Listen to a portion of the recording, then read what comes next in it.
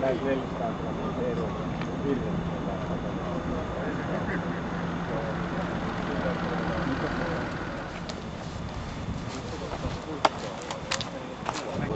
Joo, tuossa... Se matala. Joo, tuosta näkyy noin 2 rauknunia, niin niiden vasemmalta päin. Liikkeelle.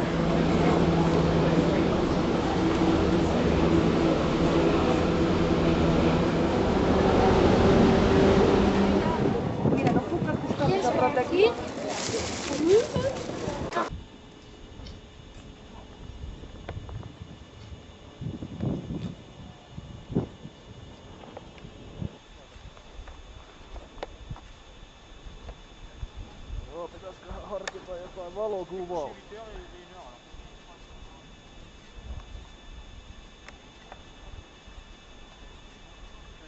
Hirmu vaan.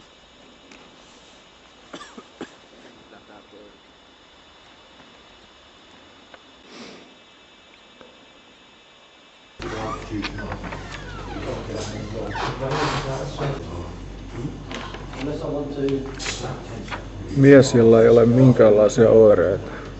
Ilmiömäinen kiipeilijä. Saa nimittäin monta litraa sulattaa, jaksaa mennä eteenpäin.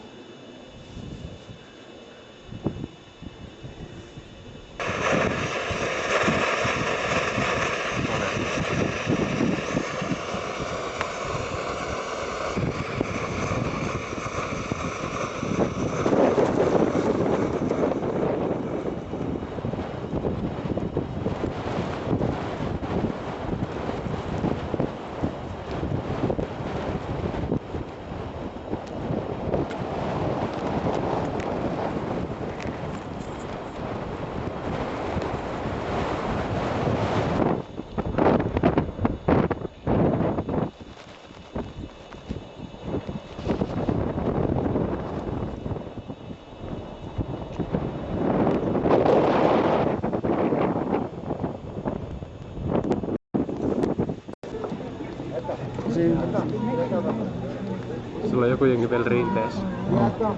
Aksi.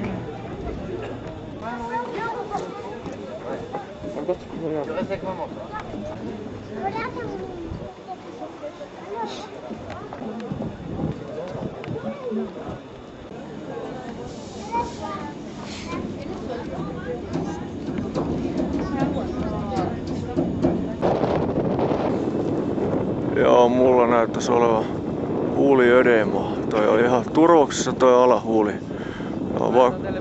Vakavan luokan vuoristosairaus, eli huuliödeema.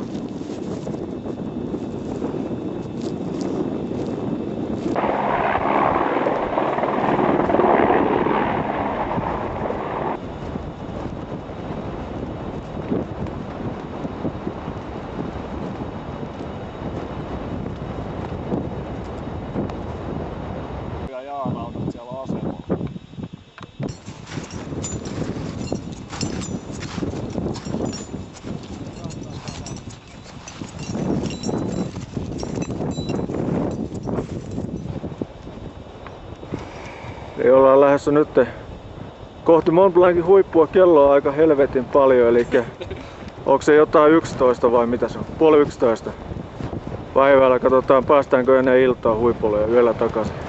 10.37. Mielenkiintoinen kokeilu, mutta sen näkee sitten.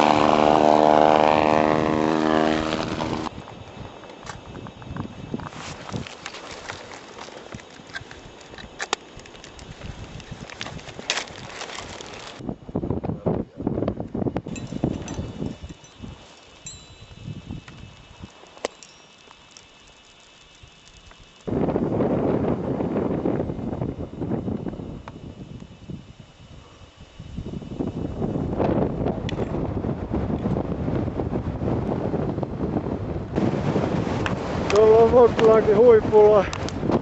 Keli ei ole aivan semmonen mitä toivottais. Aika kova urakka takana. Kova urakka vielä takaisin leiriin. Jänkö myrskypoikassa jo tuulee aivan saatanasti.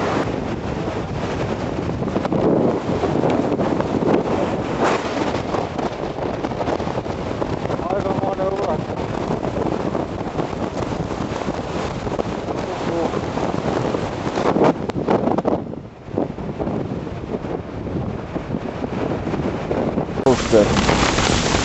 Huipputuksien jälkeen ei ole oikein sulanut. Kaikki niin sanotusti jääty päällä.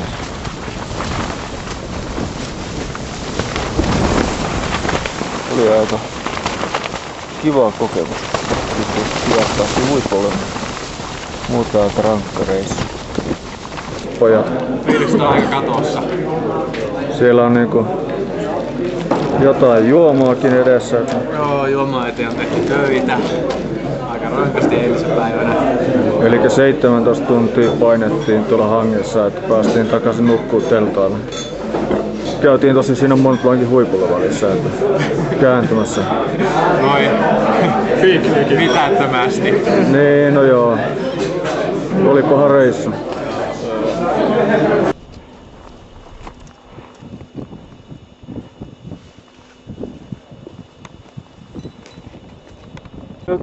Miltäs nyt tuntuu, pojat? Tuntuu siltä, että on käyty aika korkealla. Niin, ajatelkaa, 8 päivää jääty kyllä. 8 päivää, hienoa lomailua. Piknikkiä. Tää on sellaista todella kivaa.